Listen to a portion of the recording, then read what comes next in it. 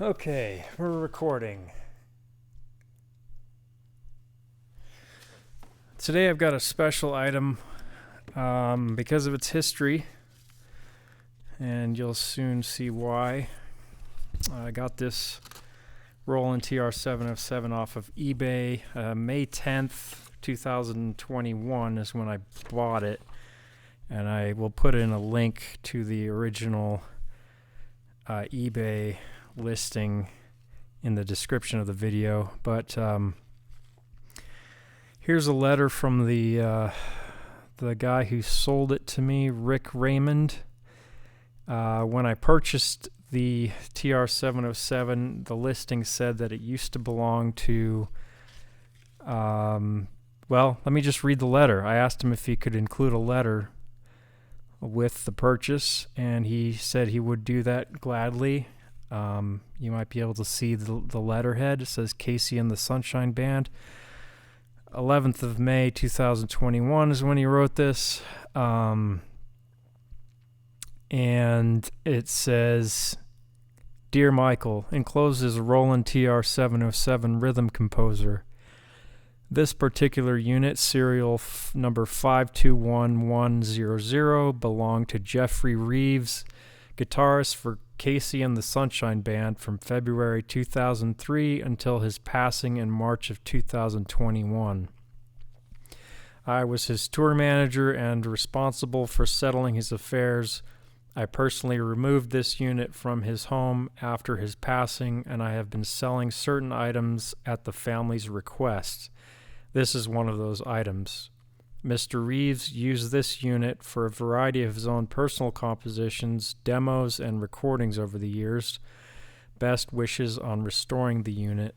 Sincerely, Rick Raymond, Tour and Production Manager. And, yeah, so this is, I guess, a historical piece of gear. And it wasn't working when I got it. It was advertised as not working. It was also advertised as part of a fundraiser that went to a charity. A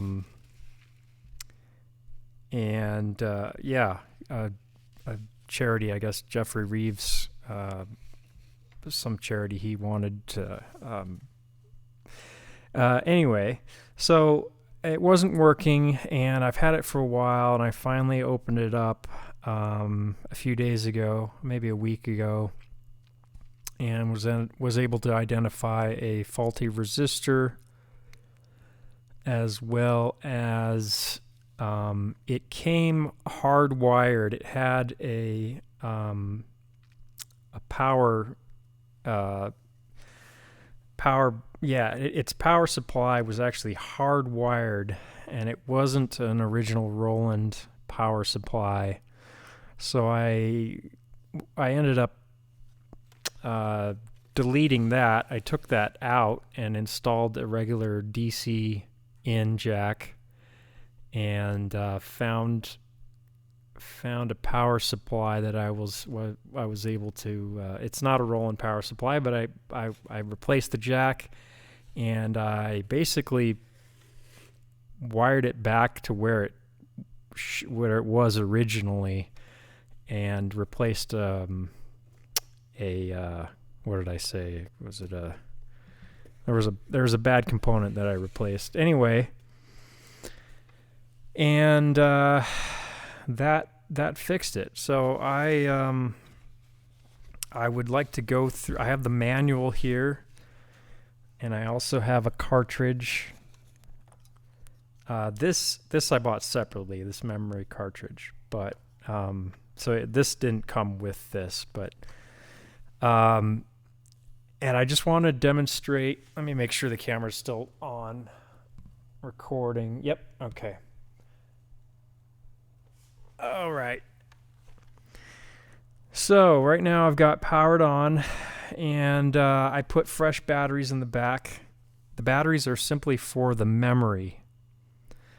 So you still have to plug it in to turn it on, but if you want to save your parts, you have to keep those batteries in there. And when you exchange the batteries, eventually, you have to do it while you're plugged in to retain that memory. It's kind of a pain in the butt. Because if it's powered off and you take the batteries out, the memory's gone. So that's why I bought this as well. This is a good backup if you don't want to worry about that. But if you don't have one of these, just make sure you've plugged it in and the power's on when you're exchanging the batteries, and you won't lose your memory. So here we go. I want to go through a few steps just so you make sure that you guys know that it's functioning properly.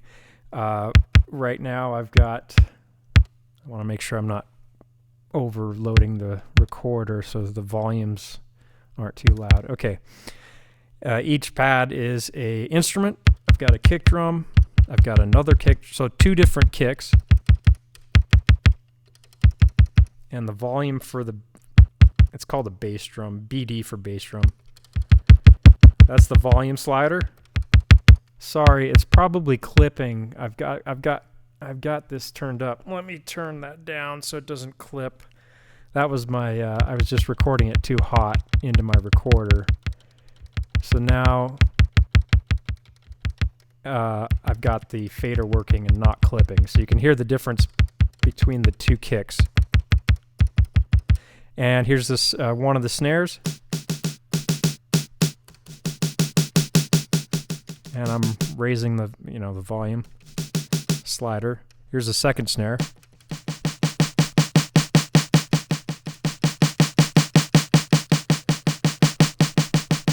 And here's a low tom.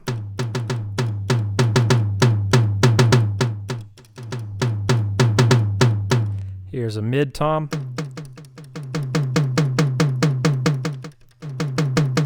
Here's a high tom.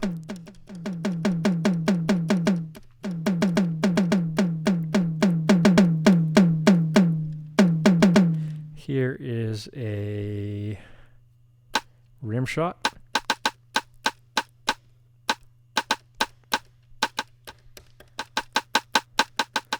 And a cowbell.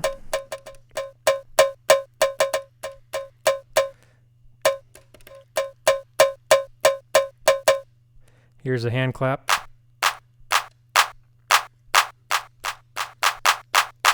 Hopefully I'm not clipping on my recorder. Here is a tambourine.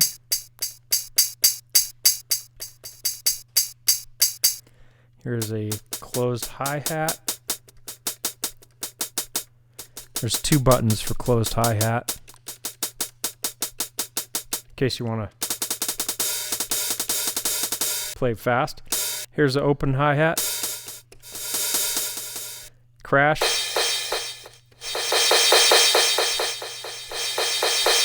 And ride.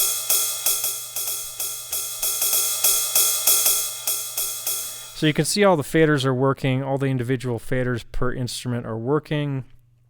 I did spray some deoxit for cleaning these, and they all move up and down without any scratch sounds. They all function 100%. There's no weird noises when you move them up and down. They're smooth. They function perfectly, along with the volume, master volume over here. Sorry, I was clipping there. I saw the clip light turn on. I've got it set to where you can hear it right at medium, so I shouldn't turn it up all. I'm going to turn that down a little bit more so I can. Sorry. That audio, if you heard some distortion, it was the recorder I have over here. I just ran the volume too loud into it and it clipped.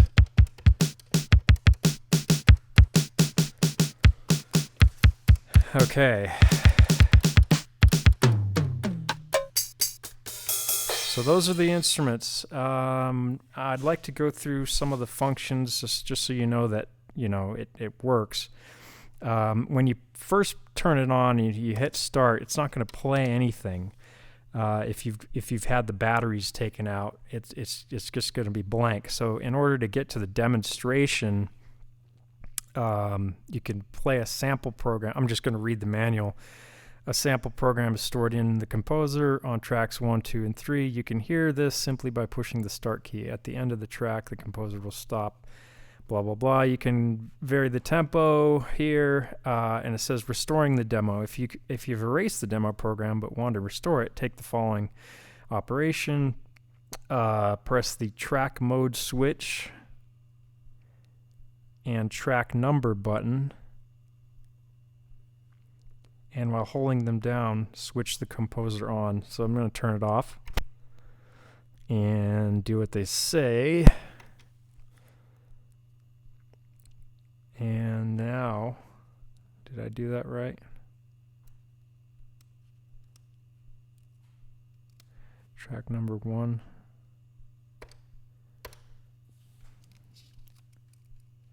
Press the track mode switch and track number.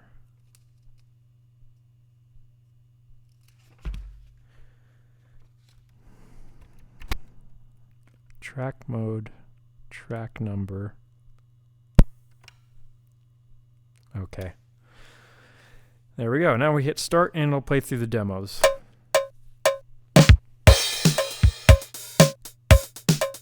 Make sure it's not clipping at all. And turn that down. And it's going through all these different measures. I don't know, 120 measures or something is in the demo. And you can turn down instruments here if you don't want to hear the tambourine. I just turn that down. The rim, I just turned the rim cowbell off.